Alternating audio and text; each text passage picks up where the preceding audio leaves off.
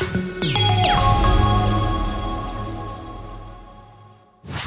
everyone, this is Rakesh. I'm in the city of Dubai and precisely we are in the BITS Pilani campus, Dubai, and we have Mr. Srinivasan, who is the director of BITS Pilani campus here. Thank you very much for giving us the time to speak with us, sir, and I would like to thank you for inviting me all the way from Hyderabad to witness this mega event.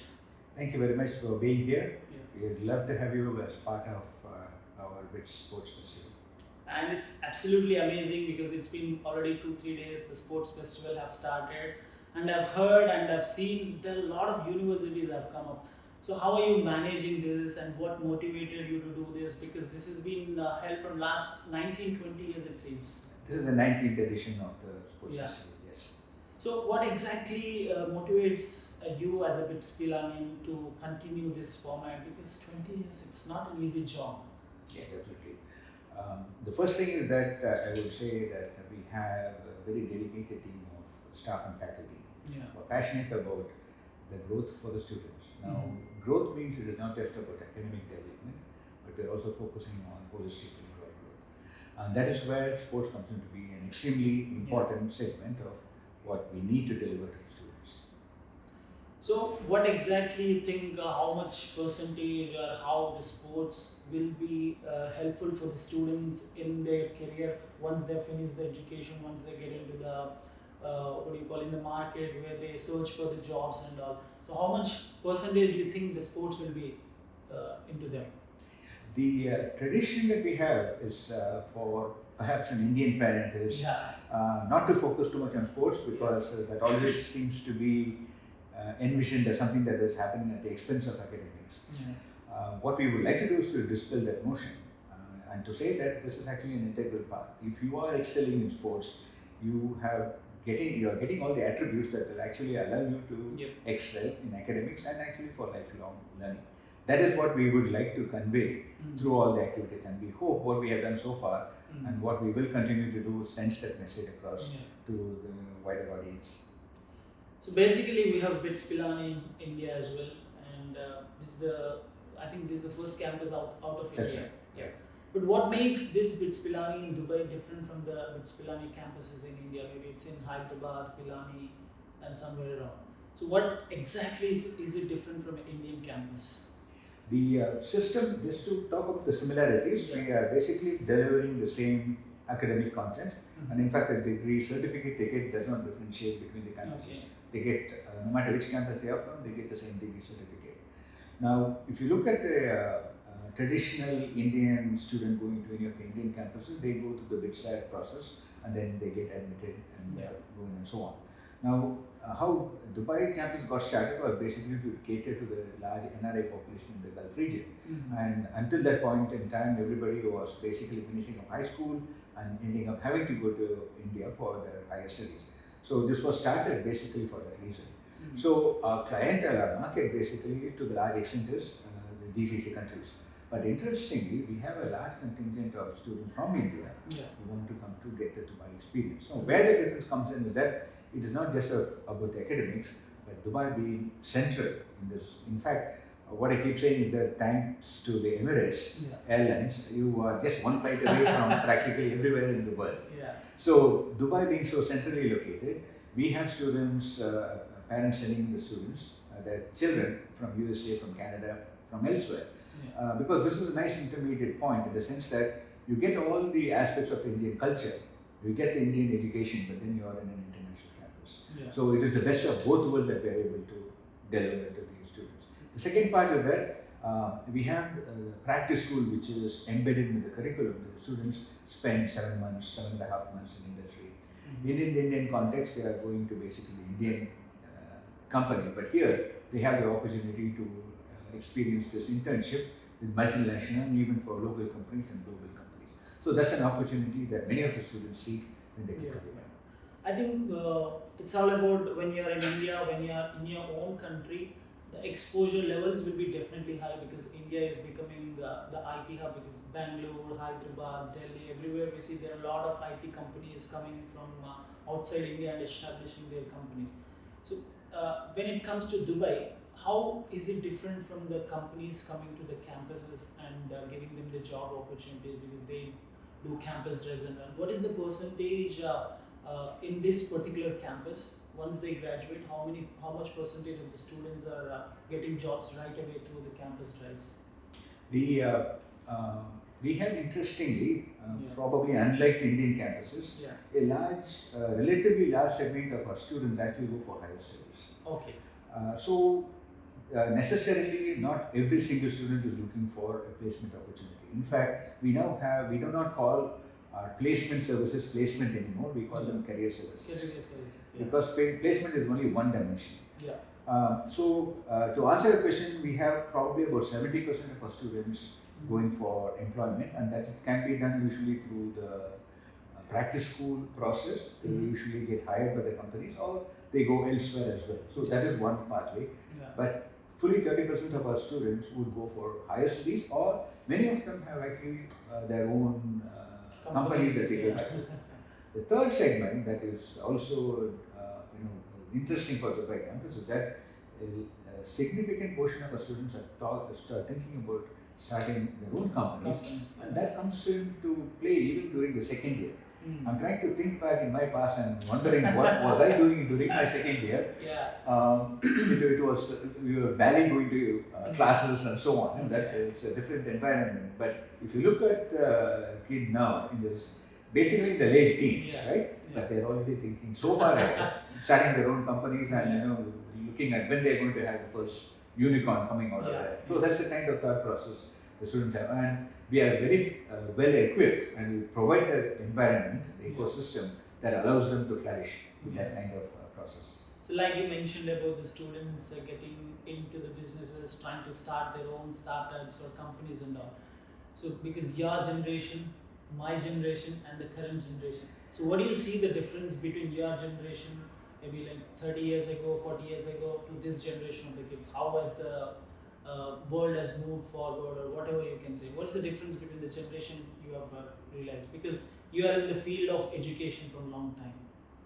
The main difference I would say is that one single word: opportunity. Yeah. When we were studying, you're looking at government employment. Absolutely. That is the safe thing until retirement. You're I think guaranteed. even it's there. Even Even in the situation current now same in India as well. Right. It's the same in India. Yeah. Right. So that provides you the assurance and so on, safety and financial safety and all that. And if you don't have that option, or you don't want that option, then you are going to basically be trained to be an accountant, an engineer, a doctor. So there are very set pathways that were available to us in the past. But if you look at the kind of career pathways that the students are able to take now, you can see how it has evolved. We now have careers we would not even have thought existed during our times. That is the way it is evolving. The second part of how the world has evolved is also that there is no reason that you need to have that financial assurance that you have this job and that job will stay with you, or you will stay with the job till retirement.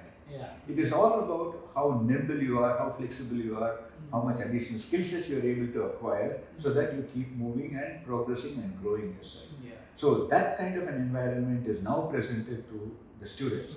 Now, one way that many people seem to think of this is that this actually is a short attention span, people are not stable, they're always looking for the next job and so on. But that is really not the way to look at it, but rather to say that every situation or every opportunity is giving you something where you can grow yourself.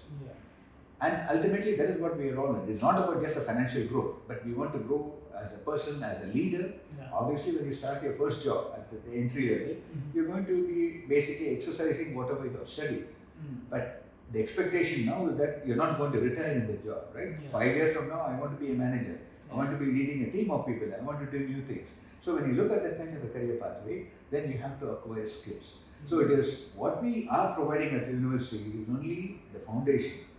And the second thing we are providing is the opportunity for lifelong learning. That is really where the differences now come in. Whereas previously, those were not there. You finish your degree and your education is pretty much done, and then you move into a career, and that's the end of it. But now, education and employment and career are all going parallel. All together. And as we are speaking about the students, So we should definitely speak about the social media impact on the current generation. So what do you think? How much is the impact of social media on the youth currently now? Because there are two ways. You may use it in a better way. You may use it in a other way. So how much impact is it there, and how can students really manage the social media to get better with their lifestyle? Social media, as you would realize, we all really know, is Yeah. an inevitable part of our life. Yeah. Now, the way I visualize or you think the analogy I would provide is that you have a knife on the table. Yeah. Now, there are number of things you can do with this knife. Yeah. Okay, you can put it to good use, cutting vegetables and cutting rope or whatever, and you can also use this to harm somebody. Yeah. Absolutely. Social media is exactly that. Yeah. It is up to us as society to Mm. make the best use of it. Mm. Obviously, the explosion of information and knowledge is the best thing that has happened through the Mm. social media. Mm. The accompanying part that we also need to be aware of that how authentic it is. That's always something that's an undercurrent. Yeah. And obviously, we can always twist that social media to present the view that we want. Mm. So ultimately, I think as a society, we have to learn about how to sift through all that information coming at us and decide which is the one that is actually authentic. How do we verify that information, and how much of it is actually going to be useful for me? Because there's a lot of information available, not 90%, 99% of that is of no relevance to me. Yeah. So I need to pick and choose. So it's basically like a buffet. Mm. You don't go and eat everything that is on the table. you choose. You choose what you want and then take them. But then this is the problem with the parents, because there are in India. We talk about India. There are parents who are educated. There are parents who are not educated. There are parents who are halfly educated because they don't know how to guide or what to say to their kids to go in a right way. So what do you say, or what do you give the message to the parents who are not educated, who are from the rural backgrounds? Because they are the parents who are really facing a lot of problems with their kids. Right. So what would you like to say for those parents, or maybe suggestions? Yeah. I would say probably it's maybe not restricted to the so-called rural parents. Yeah. I have come across many so-called educated parents who also Then I would say I take my statement back and say parents. yes, I think it is definitely, see, ultimately we have a responsibility to do the best thing for our children. That is obviously what every single parent wants to do. Now, we need to be educated in what the students are actually being exposed to. Mm. Now, if you recall, or if I recall my past, the kind of things that I did or I was experiencing in school and college, my father, my parents did not. And they did not have that visibility. Yeah. What they relied on was by saying something like this. I know certain things. I deliver to my children or give that information to my children, and I hope I have done the best in terms of giving them the right values. Yeah. I cannot protect them every time they go outside, but True. I give them enough information so that they can differentiate between good and bad. I think that holds true even now. Yeah. So it is not about having to know everything and being able to be on the spot to advise the child at every instant. Mm. It is about giving that good values. And that need not necessarily have to do anything with social media. I should be able to tell my child, what is the right thing to do and what is the wrong thing to do when they are faced with the situation. Mm. That's the knowledge that I would like to deliver to the child. And when the child goes out, I do not have control of the environment. True. But I trust the judgment of my child that they know enough. They know about the values of the culture, of the family and so on, and they will be able to take the right decision. Absolutely. And you've traveled across the globe. You've traveled to America, traveled to Australia, Singapore, Japan, and most of the countries. So what is the difference you see from India to the other countries in terms of education system, and what can we adopt, let's say from Australia, from America or anything? What are the adaptable things which we can adopt in Indian education system? There are probably multiple ways of looking at it. I will maybe focus my attention on two parts. One is the academic part. Mm-hmm. Ours, even now to a large extent, probably is following the Gurukulam style of education, Sure. where you have the lecturer or the professor delivering the content of the teacher, and the students basically take that all in. Yeah. Which I think is fine. That is definitely a bedrock of in terms of the foundation of the education. But an aspect that perhaps we could look into from other countries is that the ability to question. Mm-hmm. If you look at a student in a typical class in the United States or Australia and so on, they may not be intellectually as capable as an Indian student. However, what they are able to do is to stand up in the classroom and say, I think this is not the right way to do it. Okay. Something needs to be done differently. Mm.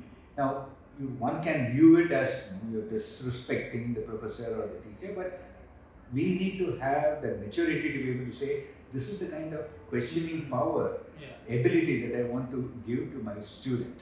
So that your new knowledge comes only from questioning. If I accept everything that is given to me, then there will be no progress. We are going to stay exactly the same level. To progress, I need to question. It is not to say that I am being disrespectful, but I want authentic information. You tell me, don't just tell me, give me the proof why you are telling me this. That is what we would like to bestow on the students, because that is how we are going to create that intellectual environment where progress can be made. So that is something that we can take as new inputs, let's say, or foreign inputs, if you will, from other countries. The other dimension that where I think we can probably get a lot of insight from other institutions is that the responsibility that the students take upon themselves. Now, our education system is such that to a large extent, apart from maybe the private institutions, there's a lot of high level of subsidy. For example, if you join an IIT, you're not paying the full fee, obviously, right? So those kind of things where we, in a sense, I think probably students take that education for granted. As opposed to that, if you take a high school student from in the United States, pretty much the parents are saying you're on your own after they graduate. The responsibility ends there.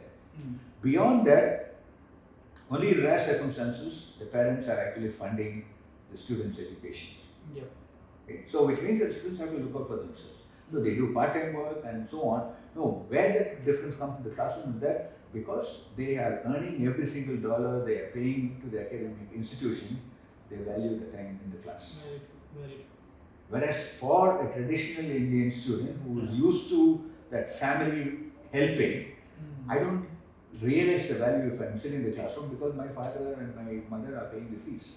So going on strike and things that are not academically, you would say, good for us, we end up doing because we don't realize the value. Because I don't see that money that that my parents are paying to the institution. See, so that sense of the value of the education, I think, is something other countries are able to project just because of how the system is working. And maybe some of those lessons can be learned for our system.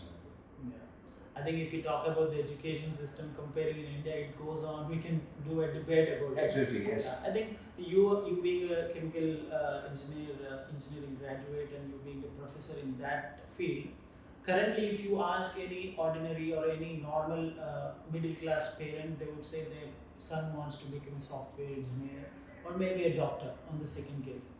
But I think there are a lot of opportunities other than software engineer and doctor.